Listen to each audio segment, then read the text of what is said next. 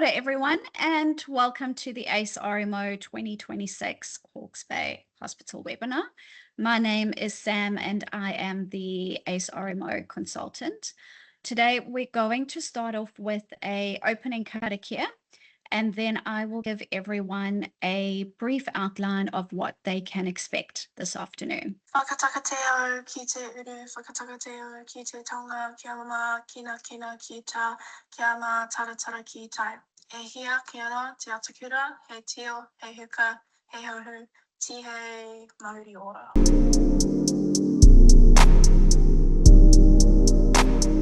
So panelists, welcome. Thank you so much for your time here today. I'm Alan Stanley. I'm the Director of Clinical Training and a neurologist in Hawke's Bay. And we've got Jody Hurry, who's the RMO recruitment consultant, Megan Beetham, who's the RMO coordinator for the intern group, and Harry Sipos representing PGY1s, and Molly on Zoom from her community-based attachment zooming in. So we've got some slides to show you just to talk through kind of the broad brushstrokes of what we have to offer in Hawke's Bay, a little bit of a sales pitch, and then a chance for you to hear from Molly and Harry, and then at the end, we look forward to trying to answer some of your questions.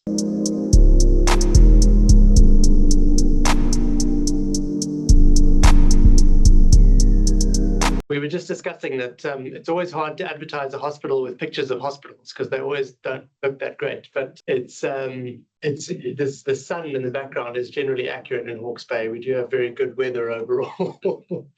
The sort of clinical introduction, why Hawke's Bay Hospital? And I think that we are almost the most remote hospital in the country, and so we offer a very good spectrum of clinical disciplines and interesting cases, but combined with a hospital that's not too big. And so one of the big things that I enjoy about working here is the collegiality.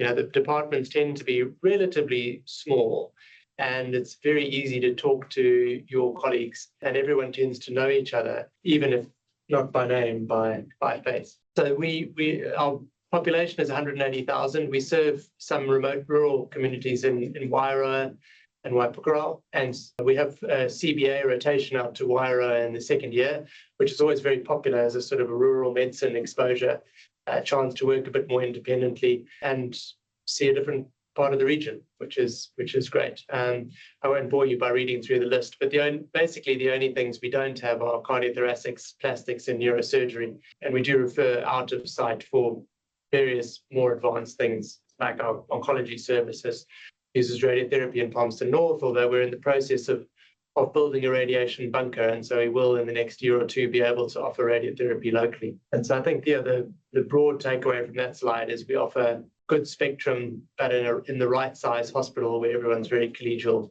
and gets on very well as a rule.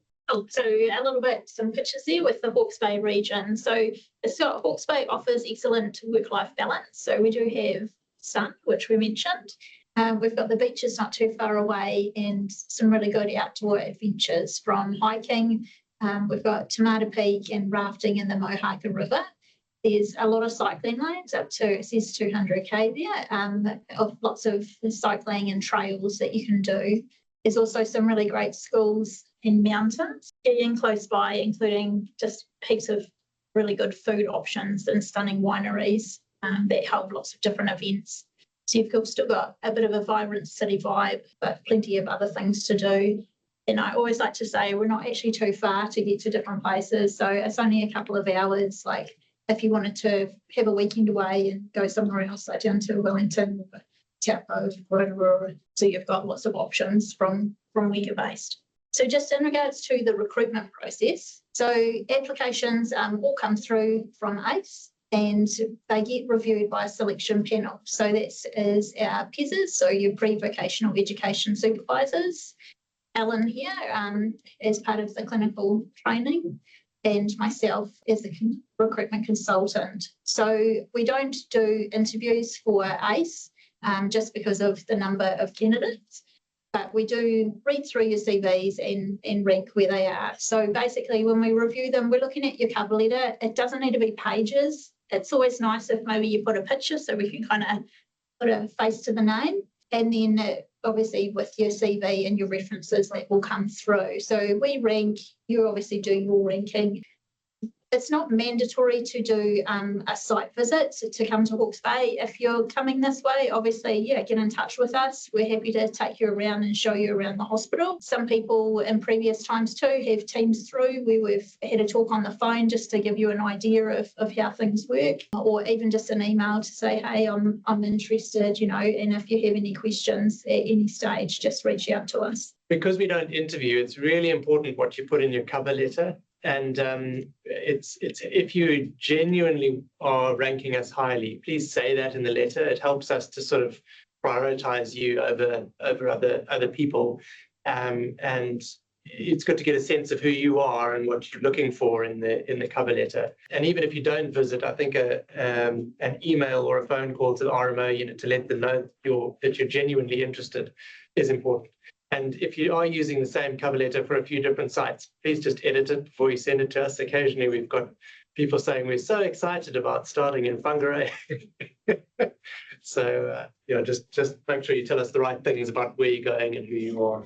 Is this me again? Yeah. So who are we looking for? Really, I mean, I guess we want what every hospital wants, but because we're a smaller group, we're really keen on people who like to work as part of a team and are collegial and like to help each other out, because there are swings and roundabouts and some rotations are busier than others, and you'll have a bit of downtime and a bit of a busier time. And so we're looking for people who are enthusiastic about work, who are interested in clinical medicine, and who are keen to work as a team and help each other out. And interesting people. We're an area where there are lots of other things going on. And so we like people with who have an interest in life beyond the hospital, and we expect that. We are very keen to develop clinical governance and leadership, and so we're trying to expand the options for that kind of additional string to various roles. So we have representatives on our governance body, the RMO training group. We have an educational representative, and we're actively looking to expand that. And if you have a particular interest in leadership and have ideas about how that can expand, we're interested in that aspect of your role. So I think that's who we're looking for in a nutshell. Team players. So this year we're looking at filling 18 positions, house officers, slightly down on last year's. Basically, we have PGY 1 runs in general medicine, ATNR, general surgery, including orthopaedics. PGY 2s then have a choice of specialising into urology, ENT, etc. We've got vocational training in most specialities, and we have regular teaching, PGY 1 teaching on a Thursday afternoon, and that's organised well in advance.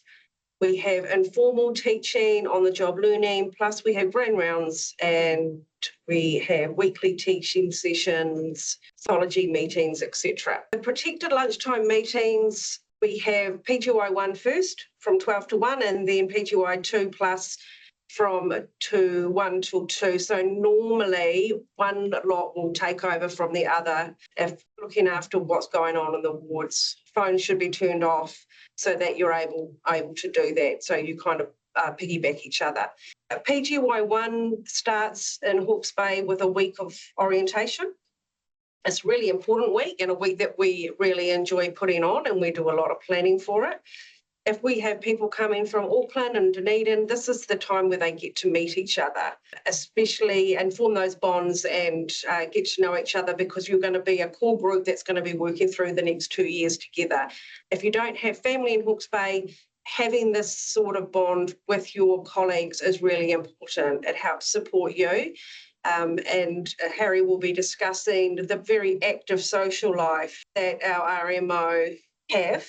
We also support that with making sure that we have adequate cover for Hawke's Bay marathons and Bridge Pa winery weekends.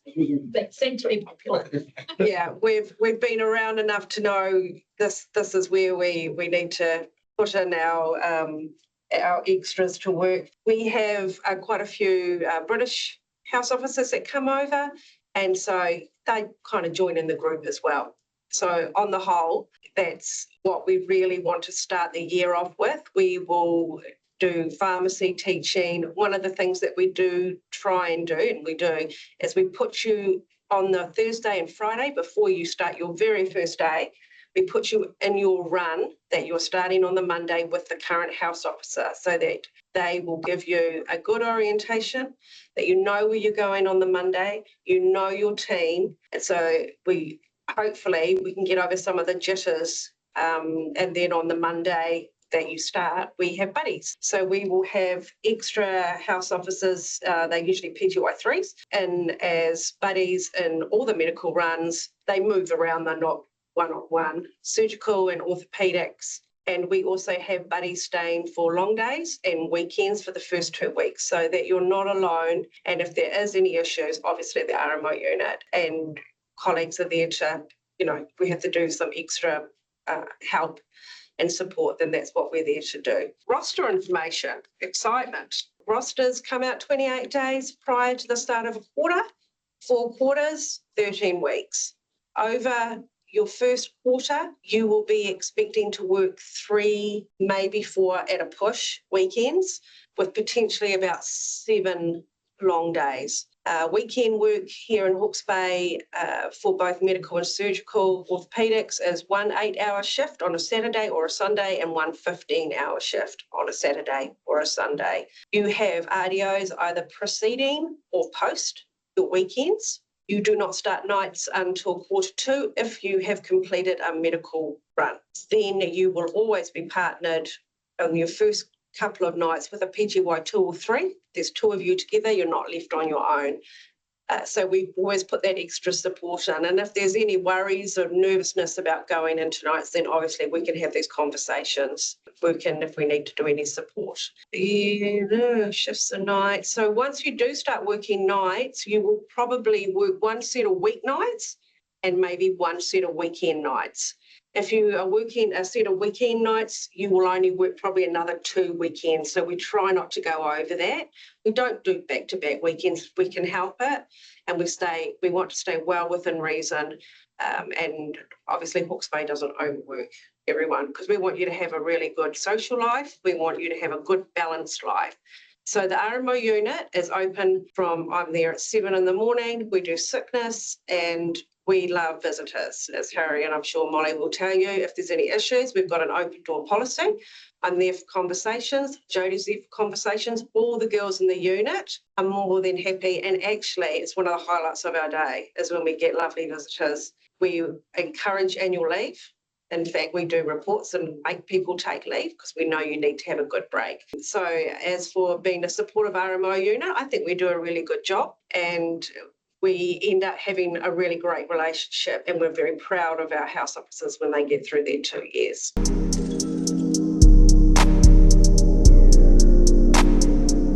So a day in the life of an RMO, I feel like my life's a bit different at the moment because of my community-based attachment. So I'm at Hastings Health Centre, which is just down the road from the hospital, and I've been there for like 2 weeks. I'm already missing everyone. But I guess I can reflect back on, I've just finished my surgical relief attachment. So each day I was going in and I was covering everyone's rostered days off or their annual leave that Megan gives out freely, or I was covering sickness on any given day. So I worked a lot in general surgery and I worked quite a lot in orthopedics. I didn't get to do much ENT or urology, but some of my peers did. So you end up getting quite a nice smorgasbord. But I'd get up a little bit late because I'm really bad at poor time management. I live in Napier now. I used to live in Havelock North, so it's added 10 minutes to my drive. I'm really bad at getting up 10 minutes earlier. So I get up, have my breakfast, or maybe sometimes just a coffee, and I'd nip into the hospital and I'd get my text from Megan telling me where to go if I didn't already know, and I'd start my ward rounds at 7:30. And depending on the team or how much work there was to do, that ward round can be finished in about 5 seconds flat, or maybe 2 hours on surgery, be a long ward round. And then I'd go about doing my jobs. And then the way that it works in Hastings Hospital, at least, there's kind of an uneven distribution of work amongst the teams just because of the way that bosses take. But basically all that means is that one stressed house officer relies on their less stressed friends and we all help each other out. So I'd complete my jobs and then I'd start completing someone else's jobs as well. And or I'd start on my jobs and my friends would come and help me when they were finished their jobs. It's very collegial.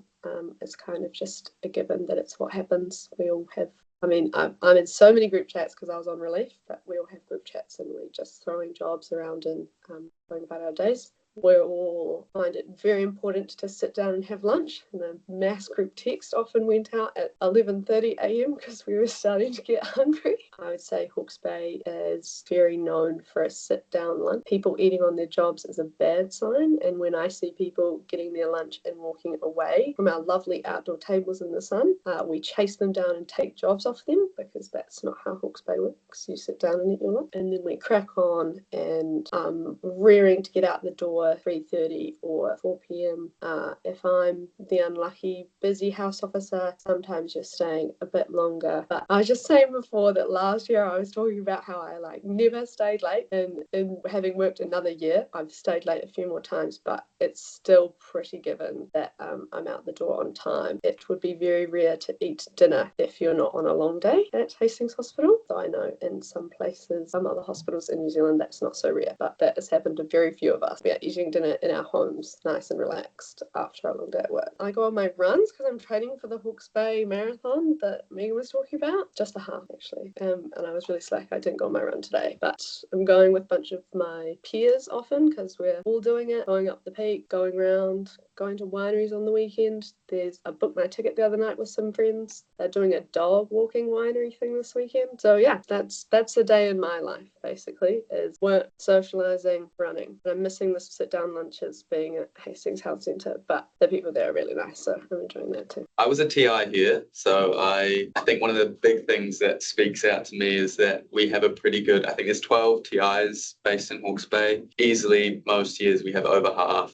stay as PGY1s, which I think speaks volumes. The things that drew me to Hawke's Bay were it's a big enough hospital to have exciting things happen, but small enough to know your people and know the teams around you. So it's actually, I think it's similar size to Dunedin Hospital, which people don't tend to know. So a lot of people who have done their training down in Dunedin, it's a similar size hospital, similar specialties, and there's lots to do. Location-wise, Hawke's Bay's great, beautiful weather. People usually live between Hastings, Havelock or Napier, or you can live a bit more rurally as well. It's good to have a car, but you can also get around here on bike, which is good. Good bike racks. And it's a pretty flat area, Hastings, so it's not too strenuous. Social-wise, we have a really good social club. I've been asked to pump this up by our social club president, Bridget. Shout out to Bridget. She's organising the ball at the moment, which is awesome. Such a good time. Usually later in the year, TIs come along, and that's actually what convinces a lot of us to stay. There's often drinks, there's barbecues, there's hiking events, there's heaps to do. I'm trying to think what else. There's run club every week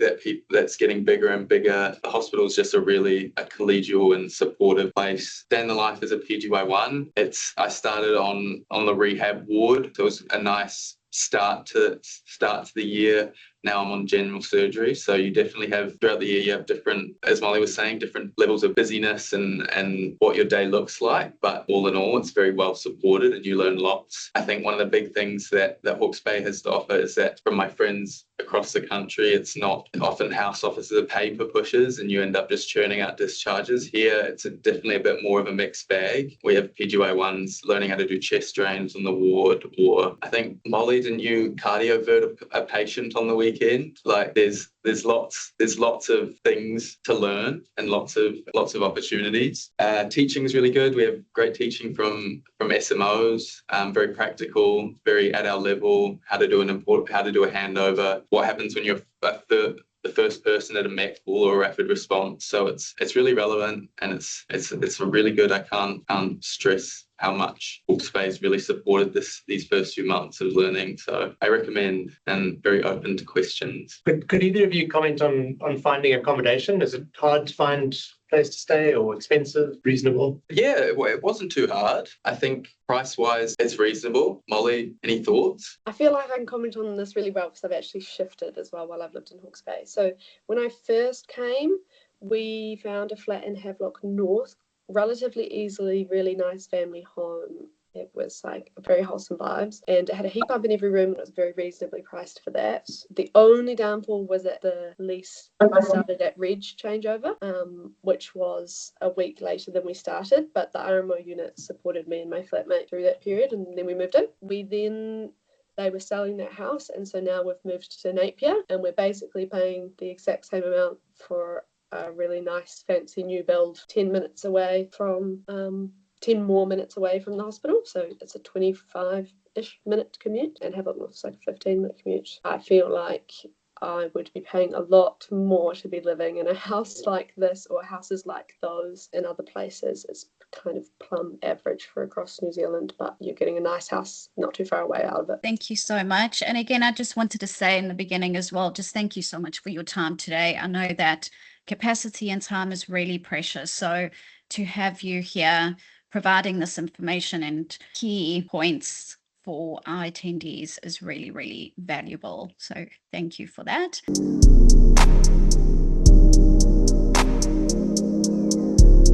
For our attendees that have joined, there is a Q&A box or icon above your screen, and you're more than welcome to. We encourage you to please post some questions because you will have them answered on the spot, which is really, really awesome. We can run through some common questions that have come through in the past orientation week, and what do they have to look forward to, and how is that managed? Well, we start off with a porphyry as a welcome, and then you go into various, well, there's some of the sort of just getting to know the hospital systems, kind of slightly boring things. So there's a bit of IT training. The pharmacy does a really useful session on prescribing and the charts, and I think that always gets quite good feedback. The meeting with yourself? That's right, yeah. Yes. So there's a meeting with me and the PES team. So you'll be allocated pre-vocational supervisor, who's your sort of pastoral supervisor for the 2 years, which is the same at every hospital, but you'll meet us all in orientation. Occasionally people are on leave just because of the time of the year, but you'll meet up with them very shortly after that. This year we've been running a new course called Pua Waitanga, which is an introduction to work to kind of help with some of the professionalism adjustments and settling into work as a sort of transition from being a student into being a worker. And it seems to have gone down quite well, I think. So we're going to try and run it again next year and expand it to other places. And then the Thursday afternoon and the Friday, as Megan said, are you're onto the wards to meet your team and get a sense of the hospital and where things are. And you'll already have found the mess and where to get lunch by the end of the week. Sounds awesome. So we have one question that's been posted. Is there any opportunity to do diplomas such as PEDS and ONG? Yeah, so I'm doing the OG diploma. Cool. Yeah, so, I mean, I guess a more broad answer about medical education leave is we don't give you medical education leave in the first year. So it's a PGY2 opportunity, just because we feel that you should learn to drive the car before seeing the road, as someone said the other day. So, but yes, there is support for various diplomas. We pretty much follow the RDA recommended course list. We're willing to consider other courses. We don't fund international travel courses unless they're truly exceptional circumstances. We have in the past supported attendance at conferences if you're presenting a paper. So if you've done some really spectacular work in your TI year and are presenting a paper, we would consider that in the first year. But yes, we certainly do support diplomas. Just an answer to some of that too, like in your first year, we kind of nominate where you're going to go. So we try and do a mix where you get a couple of medical runs and then a couple of surgical flow runs. And then in the second year, that's basically where we send out and ask what kind of are your preferences, is there stuff that you want to do? And that also gives you the opportunity where we ask people if they're interested in doing any diplomas for ONG or paediatrics and different parts, or a bit more of an idea maybe of pathways you want to do, so that we can try and help you towards where you want to go. Yeah, I guess some of that does depend a little bit on how many people want to do it. Like we have had years where kind of 8 people want to do the basic anatomy course, and we just can't cover that. And so if there are too many people for a certain diploma, we then will have an interview process with the department to try and decide who's eligible. But we try and support it as much as possible, clearly. Great. Thank you. I know it was touched on about accommodation. I wanted to just ask how easy it is in terms of public transport and getting to work on various travel options. Public transport. I think there's been new buses running. I think, from Havelock, from Ace. It's possible, but not super convenient, I guess, would be the... Not for long days and things like that, you wouldn't, but you actually, it's free to, if you show your ID badge, it's free for you to take the bus to work. So you just would show that and you can do it. We get the odd, not so much clinical, probably not doctors. It's more a lot of other people that probably take the bus. It's either vehicle, you can carpool with other people too. So there's special carpooling car parks here. If you're in probably more Havelock or around Hastings, then you can bike, and we've got all the bike locks and the areas that you can do for that. Some dedicated long days. So if you're on a long day, there are some dedicated parks there. So that you can come and park in those. If you park on site, it's like $1 for the day to park. I think that's pretty cheap. Majority, you don't have to walk miles and miles to get a park or anything, because you guys kind of start a bit earlier than some of the other people on site. Usually you can get a park on site or within the surrounding streets. If at any stage, like you were on a long day and you happen to park a little bit further away, you can actually ring our security and they will take you to your car just for that security reason. But like Megan said, there's some of the long day parks anyway that you can get that are closer to the building. Thank you. So that brings us almost to the end of our session. If our attendees do have any further questions, who would be the best person for them to get in touch with if it's got anything to do with the district? Or so that would be me, Jodie. So we got an email there maybe under Jodie Hurry or under RMO.recruitment. Yeah, to add on that, on the ACE RMO website, there is a employer information tab. So you can always go back and refer to that because it has the district's contact details available there. If any of our attendees have any questions relating to the actual ACE process at all, they can get in touch with myself. I am available via phone or email, and I really am here to support you through completing your application. So please do reach out if you've got any questions.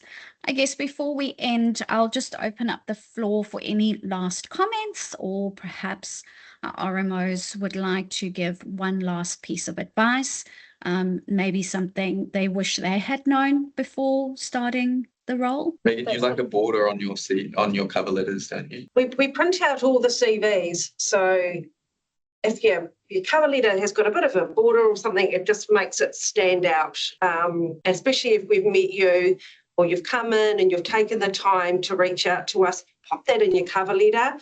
We go through them before the group, the peers group, rank them. We go through and highlight a lot of information, especially if you are from here or have family here, the reasons why you want to come here. So if you pop that information in, Jodie and I will highlight it all. We may have to go through 250, 300 CVs. We try and make Alan's job easier. And sometimes if you've been TIs here for a short thing, having a little photo on there, our peers group might recognise you, but we certainly just makes you stand out from the crowd. I feel like the ACE process for me feels like yesterday and ages ago, but I remember it kind of being a sinkhole of my life for a while and it feeling like the biggest decision, but I've ended up in Hawke's Bay and it's been the best thing and I wouldn't change a single thing. It's going to be 2 years that you do somewhere, and it's New Zealand. It's probably going to be somewhere great, and if it ends up being Hawke's Bay, you're going to be welcomed with such open arms. You're going to learn lots and it's going to be great. So I know it sounds stupid, it's like telling you not to stress about fifth year exams, but try not to stress about it. It will go how it's supposed to go. You'll end up where you're supposed to be, and it'll be great. Well, I couldn't think of a better way to end the session with that note. So again, thanks to our attendees for joining today, as well as our panelists.